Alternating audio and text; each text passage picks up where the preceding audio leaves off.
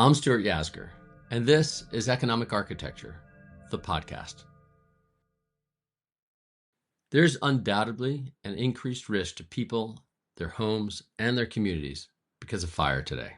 When we think about fire, we often think about calling the fire person in the case of emergency. Our minds first go to putting the fire out, to stopping the fire. Of course, it's natural. We think about suppressing the fire, and in the context of wildfire mitigation approaches in the US, that was our stated policy for dealing with fires in wildlands in the United States for the better part of a century. The good news and the bad news is that we were actually very successful. It was good because there was a lot of damage that didn't happen because fires were suppressed. The bad news is that that same suppression of fire actually made the potential for damage much higher. How? Because it increased the amount of burnable materials in those wildlands that we now refer to as fuels in a lot of conversations about managing wildfire risks.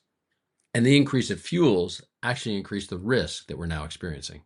And we've seen that happen through some of these devastating major fires that are occurring at an accelerating pace in recent years, from the tragic Eaton fire from January of this year to the many others across the United States. And one of the things we've learned from that is that we need to switch from trying to suppress fire to understand how to live with fire as a real element of our environments. That's because the natural environments that we live within and next to require fire. Fire is a natural part of their life cycle. So the question is, how do we do it? How do we live with fire? Well, if we're going to live with fire, one of the other things we need to be aware of is that it's not always the size of the fire that matters. It's the speed of the fire. Fast fires have tremendous potential to create damage. When fast fires come to what people refer to as the Wildland-Urban Interface, the WUI for short, which is a kind of boundary between where we have either grasslands or wooded lands and buildings. When those fast fires get to that interface, if they're not stopped right at that interface, they start to spread from building to building at a really rapid speed. Going from building to building with that kind of speed then creates not a house fire, but what we might call a conflagration. To think about conflagrations, we really have to look back in time. We have to think of things like the Great Chicago Fire in 1871 that forever changed urban landscapes, or the massive fires that went through London in 1666. Today, we're risking the same historic level events when we think about these kind of complications of fire spreading, building to building in urban settings at that speed. When we recognize that wildlands need fire and that there's a real risk from fire moving fast, we can better understand the risk calculus of today, which is further exacerbated by climate change and extreme weather. The good news here is that it's incredibly actionable by individuals in their own homes. Thinking about protection and self-protection as our own obligation, not something that fire personnel are going to do for us or utilities are going to do for us, and we don't have to do anything. Like, just realize that we're in a different world now. And for many of us, it's not a question of if fires will occur, it's when. And so think of it more like a seatbelt and less like somebody else's problem. Nancy Watkins is a principal at Milliman in San Francisco. She manages an actuarial consulting practice that specializes in climate resilience and catastrophic property risk. Nancy is an innovator who is using information for the Wildland-Urban Interface, also known as the WUI, to better help people understand their own risks.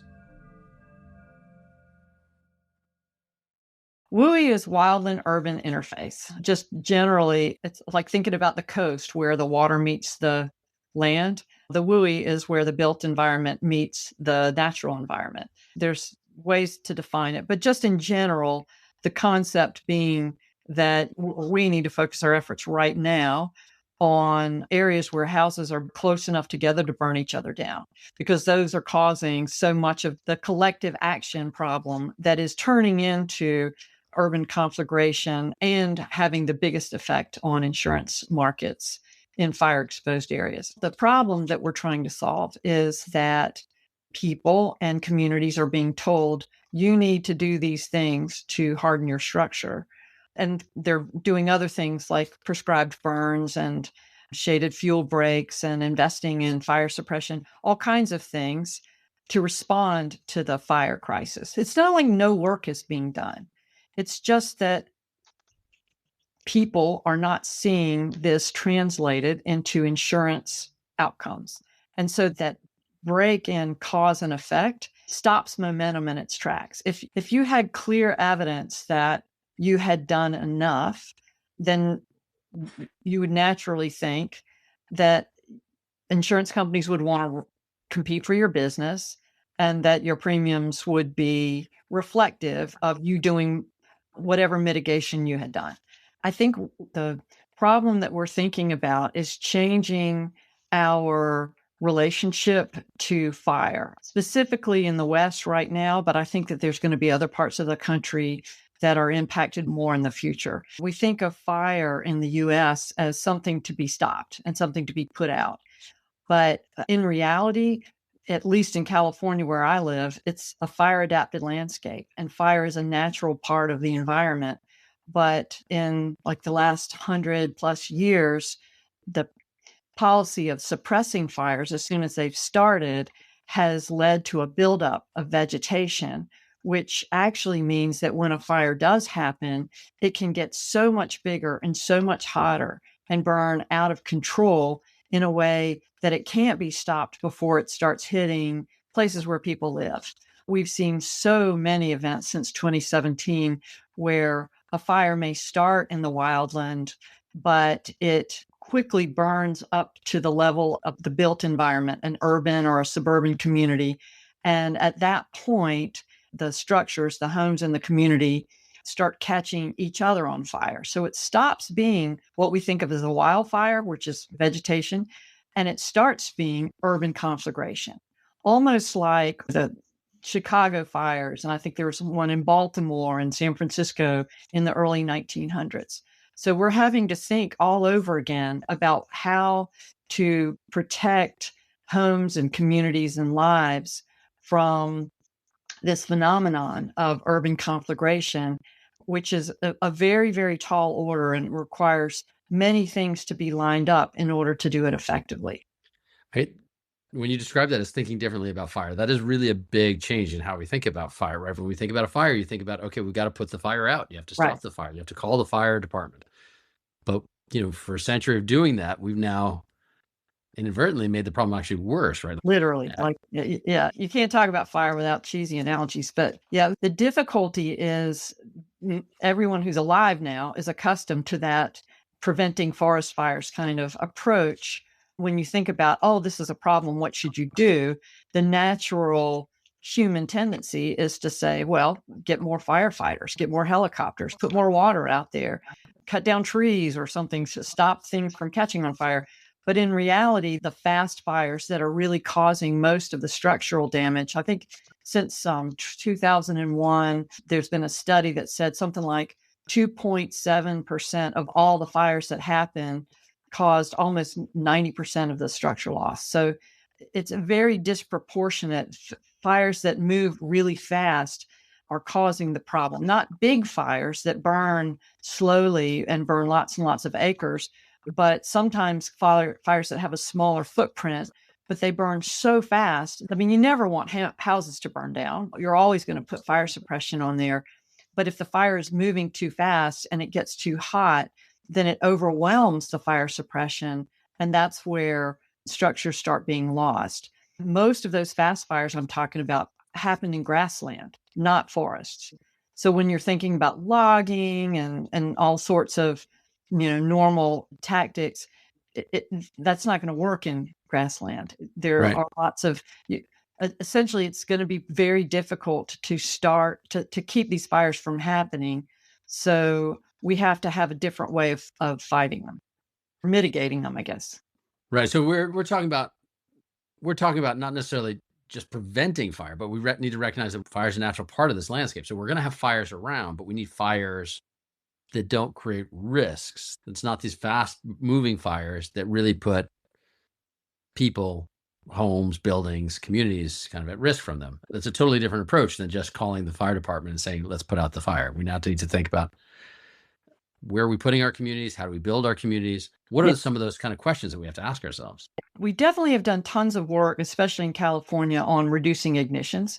Utilities have ended up with the liabilities for so many of these fires. because, where there's electricity, there's some risk of sparking fires. But even if those ignitions are reduced, there's other causes. Human set fires are really even unintentionally set, like sparks from chainsaws or some kind of equipment. The energy in fuel reduction has been helpful, like trying to do prescribed burns around the outsides of communities and get rid of some of that built up fuel so that we don't have like a big pile of kindling if something does spark. But unfortunately, the conditions for fast fire are typically some period of drought where vegetation is very dry and it's subject to catch a lot faster, and high winds and hot conditions. So when you have the high winds, what if an ignition happens, the embers can travel a long distance because of the winds. And that's where you have these fast fires. The human nature is to say to stop the fires, but the reality is you need to slow the fires. And the way to do that is through hardening the structures themselves and creating defensible space around structures at the point where the fire could transition into the community and turn into an urban conflagration. So that's the mind shift. We don't think about a firefighter stopping a hurricane or earthquake or severe convective storm. We already know that that when those things happen, that we're just going to have to wait them out and see and hope that our structures can survive them. We have to think about that for fire as well. And so much of the work we need to do then is, as with a hurricane, is before the fire happens, not Right. so like obviously we need firefighters, et cetera. Nobody's understating the importance of firefighters, but if we really want to make a meaningful difference in how many buildings and people are at risk, we need to do that work before the fire even starts. It's easier, as you were alluding to, community design. It is easier to start with new construction and to create natural barriers or man-made barriers, like just hardened areas where you're most likely, you kind of know where fires are most likely to come from because we know about prevailing wind patterns. And like if there's a big open space on the side of a community, that's where the fire is most likely to come from, not from the ocean. So you can eliminate some areas as being super, super risky. But beyond that, we have so many existing communities that they haven't traditionally been thought of as high hazard areas, but they still are at risk of having these effects. And so you have to start somewhere. And so starting at the edges of these communities and working inward and trying to design systems of hardened homes and and parcels so that the fire is less likely to start burning uncontrollably from house to house. So it's a really tall order because people like the way their communities are. And you can't straighten out windy roads. You can't cut all the trees down and we don't need to, but you really have so much work to be done, especially when the structures are spaced close together. If they're below 10 feet, it's much more likely that they can just directly catch each other on fire from radiant heat. Part of what that means, though, is that we each have to be responsible for our own homes. Yeah. Through that, we're also being, we have to think about the effect we have on our neighbors. If I want to be protected from fire, I have to take care of my own home, but I also have to think, how are my neighbors going to do that? How do we work together as a community to create hardening in the face of where that fire is most likely to come from? That's right, Stuart. It's a collective action problem, and sometimes those are the hardest ones to solve. It's almost like herd immunity with vaccines. If you have enough people who have been vaccinated, the spread of disease is much slowed down. But each one of those individuals has to make the decision. I think of it more like secondhand smoke, actually. When I started work, everybody sat at their desks and had a little ashtray and smoked their cigarettes. And so that was very normal. And we didn't think about, the effects that it had on each other. But years later, it's been a long time, but not that long, nobody would think about doing that in America. We are very concerned about the effects of secondhand smoke. And we pretty much acknowledge that we're not allowed to risk other people's health by exercising our own freedom and smoking. So I think it's a mind shift that we have to get at with respect to neighborhood hardening and figuring out how to get entire blocks of houses to harden together and to create those islands of safety for themselves. And the more interesting thing is a neighborhood hardening itself actually lowers the risk for all the neighborhoods downwind. You don't Right. always know which way the winds are going to go, but there's some patterns that are fairly predictable. So who pays for that? First neighborhood that hardens or the other neighborhoods that get the benefit? It's a very tricky problem. The question, I think, too, is who are the entities that make this happen?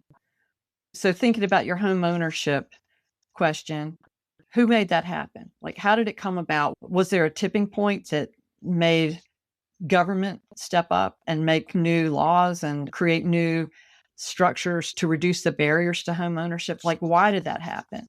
What I am hoping can happen now is a policy decision that says we want our communities to stop burning down.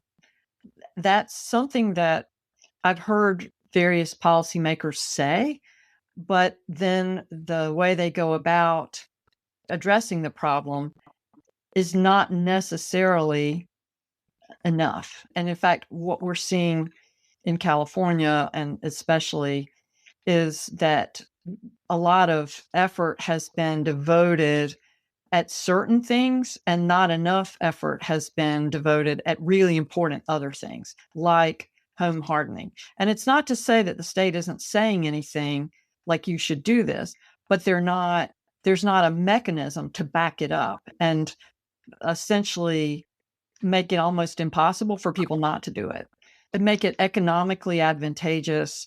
One focus that tends to happen early on in any of these decisions, I've seen it happen in other states like Florida for hurricane, et cetera, and for the flood insurance program, is they focus on insurance premium credits. And they give people this idea that if they do something, that they should get a premium discount that's at least equal to whatever it costs them to do the something. But that's not really going to work for fire. If we're living in a very, very vulnerable state, and in some places like in California, historically the premiums have been too low, then just getting up to a place where we're less likely to burn does not necessitate lower premiums. Now, it is true that insurance companies ultimately will price higher risk policies for a higher premium and lower risk policies for lower premium, but it's not going to be a direct one-to-one relationship that necessarily pays for itself. It's like seatbelts. Like, I don't wear my seatbelt because I get an auto insurance discount that pays for whatever, the cost of the seatbelt is and my time and aggravation in putting on a seatbelt. I put on a seatbelt, first of all, because it's built into every car I drive.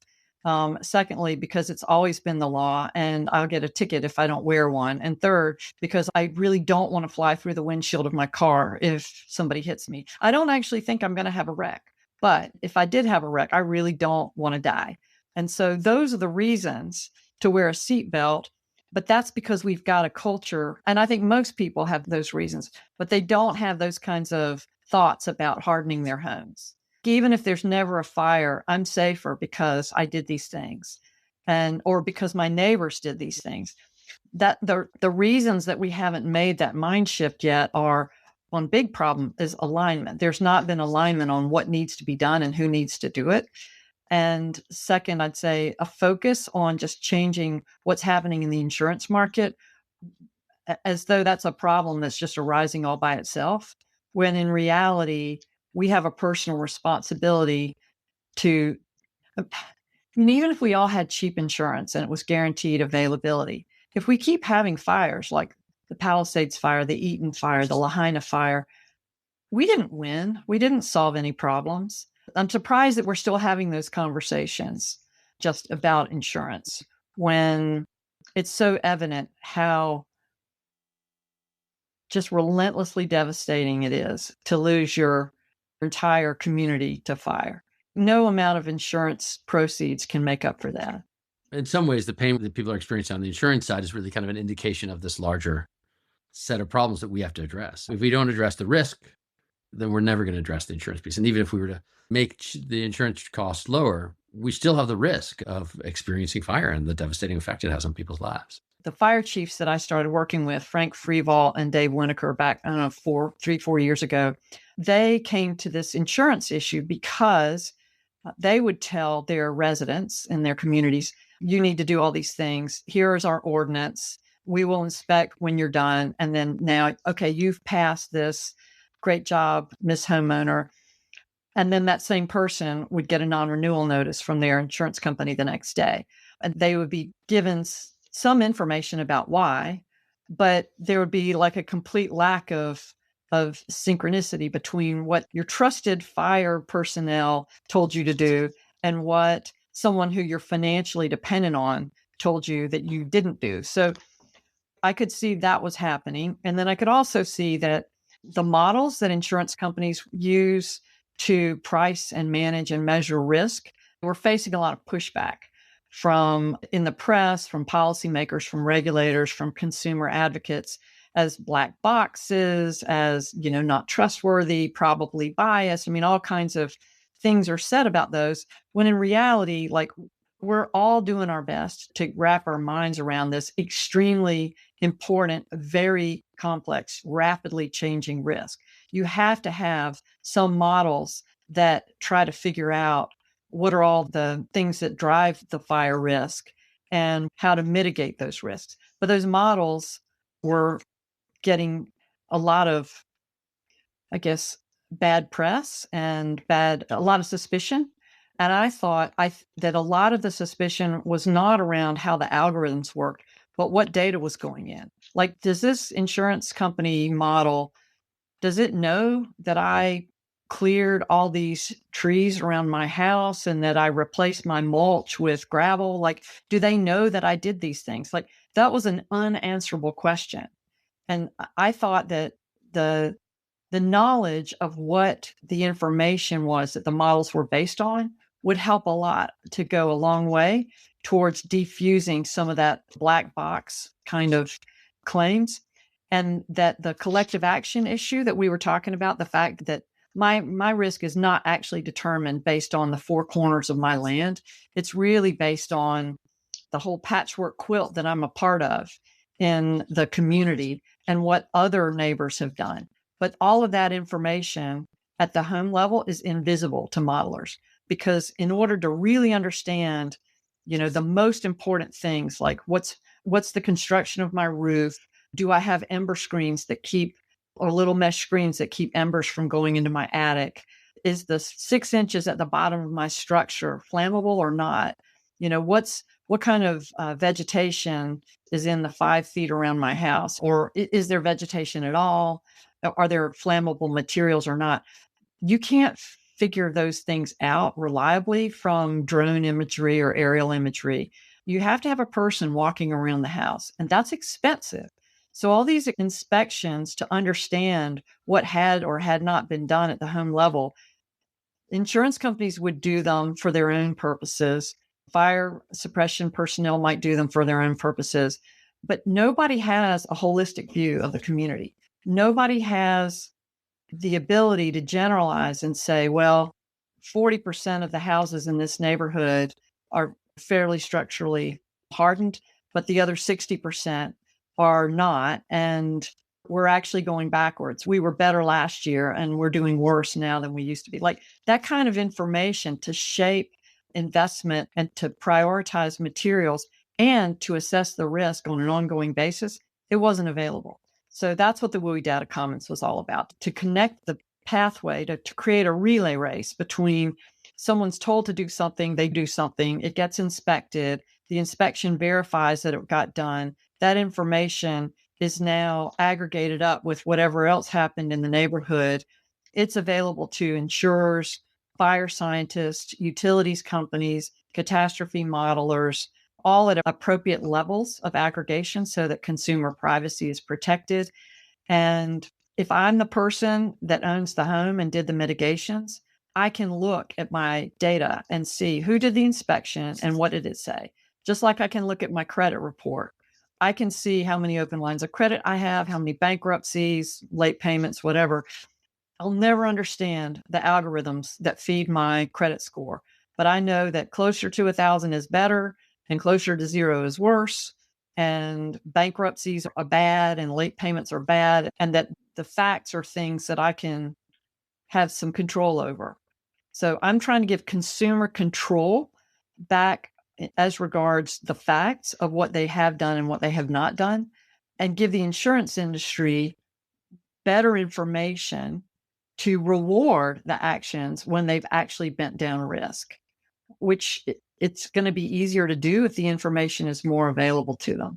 So that's the concept. It's a complicated thing. There's many moving pieces to this, but if we think about how many people are possibly going to be affected by fires or could be affected by fires, and the fact that in order to kind of reduce the risk, we need mitigation to be happening in people's homes and people's communities by people. We really need a clear signal to them of what they need to do, when they need to do it, and whether it has been done. And that has to be synced up, not just to them, but also to folks like the insurance industry and others who have a role to play in this larger solution suite. And the WUI Datacom is a step towards kind of providing that source of information that can feed into everybody's decision making. Yes. And the interesting thing is policymakers have already recognized how important it is to connect the risk signals that insurance is giving to people's actions.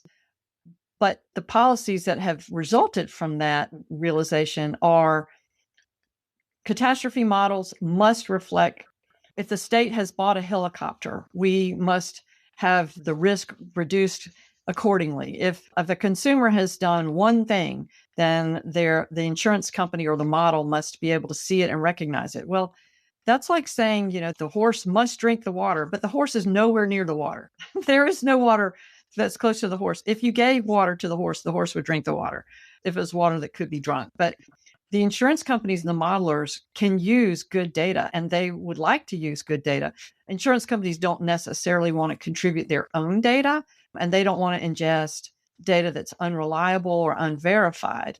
And so they don't like mandates because, garbage in, garbage out from the insurance perspective. And so that's why it's really important to involve the insurance industry in the design and the specifications and the verifications that all come along with the WUI Data Commons. But it's also important to involve consumer groups and communities and government officials, because it does not work if there's no benefit to communities. It does not work if there's no benefit to the insurance industry. It has to work for everybody, which of course makes the design so much harder, but it's the only thing that's worth doing. Yeah, absolutely. It's almost the converse too. If you do bring the insurance ferry to your town and somehow get magical, typically government sponsored, subsidized insurance that's guaranteed and the premiums are nice and affordable, then it gives you this false sense of security. Oh, I've problem solved. I'm safe. Nobody's going to make me do anything differently. The government has assured me that I'm insurable for this much money. And that is a very, very false sense of security. So that's why some of the policy prescriptions, where they sound so beneficial to consumers, we need to have affordable, available insurance. We can't get it from the private market. Therefore, we must set up a government program. And there's never really any detail with that about who's ultimately going to pay for that excess risk that's not priced into the premiums. Oh, it's people in Massachusetts who never agreed to take on the expenses of our house in California. It's really important to me that these policy decisions are made in a transparent way, which is where actuaries come in. I do believe in subsidizing certain things for people who can't afford them, but I don't believe in doing it in an opaque way where they're fooled about their risk. And I really don't believe in some sort of peanut butter spread where no matter what your income level is, you get a government subsidy for your insurance premium just because you don't want to pay more and you don't want to know how risky your house is. I think we share some intuitions there. So then if that doesn't work, if asking the government to set up the program is not a solution to the underlying risk problem because the risk is there, where should we be looking? What kind of policies should we be focused on? Mitigation. Mitigation. I would say education, but there is so much information out there about what needs to be done. That is something that the insurance industry really is doing, is investing in research about what will make a change, what will help with vulnerability. Fires, especially Insurance Institute for Business and Home Safety, has created new standards for wildfire prepared home and wildfire prepared neighborhood. All of this has happened since like 2017. It might feel like, what's going on? Why hasn't the insurance industry done something? But everything has changed in less than 10 years. The very experienced fire chiefs that I've run around with all say things like, I've never seen this in my whole career. This is just a whole new world for us. Now, that said, a lot of the principles around home hardening were already known back in 1991 when the Oakland Hills fire happened. So there's not a lot of, it's not so much that all of this is new information, more so that in the past 8 years, we've seen so many of these fires that you can't ignore the problem anymore. It's not like a one-off thing that really is only going to happen once in a generation. It's happening like every year. And it's not just California, it's lots and lots of other states. More and more states will be impacted by this too. Yeah, absolutely. And while this is an innovation in this space, we also have models of places where data commons can work, have worked, are robust features of other parts of our markets that work really well. And so it's a direction that we should have a degree of confidence could really contribute. I hope you're right, Stuart. I'd like more of those examples so it's easier for me to make my case. Specifically, a person who's in a wildfire exposed community, I would say reading the IBHS wildfire prepared home materials and talking to the local fire service professionals and thinking about protection and self-protection as our own obligation, not something that fire personnel are going to do for us or utilities are going to do for us, and we don't have to do anything. Like, just realize that we're in a different world now. And for many of us, it's not a question of when fires will or if fires will occur, it's when. And so think of it more like a seatbelt and less like somebody else's problem. Yeah. And we have that responsibility, but that responsibility comes with agency. So this is also a problem where we can make a meaningful difference. And that's true. That's why I like fire, because you can actually do something. It's not a hopeless situation. It just is a hard cultural mindset change to achieve what we need to. Great. Nancy, thank you so much for the conversation today. It's been fantastic. Thank you, Stuart.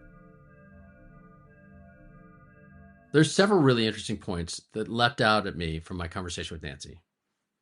First of all, we need to be clear that there's some good news. There are steps that individuals can take to harden their homes in the face of fire. Zone Zero is an actionable and implementable standard that homeowners can adopt that will lower the risk that their home will catch on fire. But the overall risk that their home has in catching on fire depends significantly on whether their neighbors and the other members of their community also harden their homes in the face of fire. One of the points that Nancy made is that when it comes to fire, we can't go it alone. We have to think about the effect that we have on others and that others have on us. So if we want to reduce the risk from fire collectively, we have to act collectively. And that creates some challenges. Why? Well, the person who may be really well situated to take actions to reduce the risk of fire may be different from the person who has the resources to do it, and may be different still from the person who benefits most from it. So let me make it concrete. If there are homes that are along that wildland-urban interface that we were talking about before, it's really important to make those homes hardened in the face of wildfire, because if they can resist catching on fire, then that fire won't catch to the homes that are deeper into that community. That means everybody in that community has an interest in those homes being hardened. Those may not be the homeowners who have the resources to pay for hardening of homes. And also, if they do pay for it, that may not reflect the fact that it's the community members behind them who really stand to benefit. So how do we think about this? There's another factor that really complicates this. In the United States, we tend to think of home ownership as an individual act. Individuals or families own homes, and they take actions that are at the individual or family level. But here we really need them to take actions that are collective. So how do we do it? How do we solve a collective action problem? Well, collective action problems are notoriously thorny, but we also really do have an incredible track record of addressing collective action problems. In fact, I think it's interesting to note that the collective action problem we're facing today is in some ways a result of a solution to another collective action problem we faced a long time ago. So let me just zoom back in history to take a look at this. Individual ownership of homes in the United States, the kind of home ownership that's pervasive in the United States, we often call fee simple ownership, in which a person or an individual or a family owns a home, often a building, and the land underneath the building, and they have the right to decide what happens to that land, largely. That's a form of home ownership that's so pervasive, it's hard for us to even recognize that you could do it in a different way. But it wasn't always the case. For example, in the UK, we used to own individual homes, but then have grazing lands in common. That arrangement created real advantages when we were in agrarian society. But it also led to a collective action problem of its own, famously called the tragedy of the commons. Fee simple ownership was in some sense a response to the tragedy of the commons, and that was really in the ascendancy in the UK at the time that the US separated from the United Kingdom. It's a result of that historic accident that fee simple ownership is a preponderant form of ownership in the United States. So now we have individual home ownership, but we are facing the need to work together collectively to stop fires. How do we do it? We now need to think not just as individuals, what am I going to do about my house, but all my neighbors in my community. And so if one community has done a great job of hardening all the homes and creating defensible space around the wildland-urban interface, then the communities who are downwind from that community are also protected. As Nancy pointed out, she and several other fire chiefs, one of them, whom we had a previous conversation with on the podcast, David Winokur, are helping to make risk more transparent for folks by utilizing the data itself. And nobody currently has that. So they're trying to work to build what's called a data commons, a wildfire data commons. And one of the things that she points out is that in order for this to work, it has to be in everybody's interest. They have to voluntarily want to do it. It can't just be mandated. It actually has to be compelling for everybody to participate. In economic architecture, we use the phrase that something has to be a big win for all the key stakeholders. Everybody who's involved in this has to see that it's valuable to them to participate in doing this. And the fact that Nancy and other structural innovators in this space are creating models for helping to do things like create this kind of wildfire data commons, which can help folks better understand risk and move towards necessary action to harden their homes, means that we can learn lessons from their work to ultimately create market-based models to address these problems. At Economic Architecture, we're particularly interested in finding ways to scale solutions so that defensible space around homes, home hardening, and other wildfire prevention measures become not only more cost-effective, but also the dominant strategy in the market. I'm Stuart Yasgur, and this is Economic Architecture, the podcast. Stay tuned for the next episode in our Fair Chance Hiring series this Wednesday at 9 a.m. Eastern Time. If you enjoyed this conversation, please join our event on November 5th. It features Nancy Watkins and other previous podcast guests, including Carolyn Kuski, for a discussion on the modern insurance market and risk, where and how we build, how we measure and manage risk, and how innovations can contribute to a viable and effective insurance industry that protects people and property.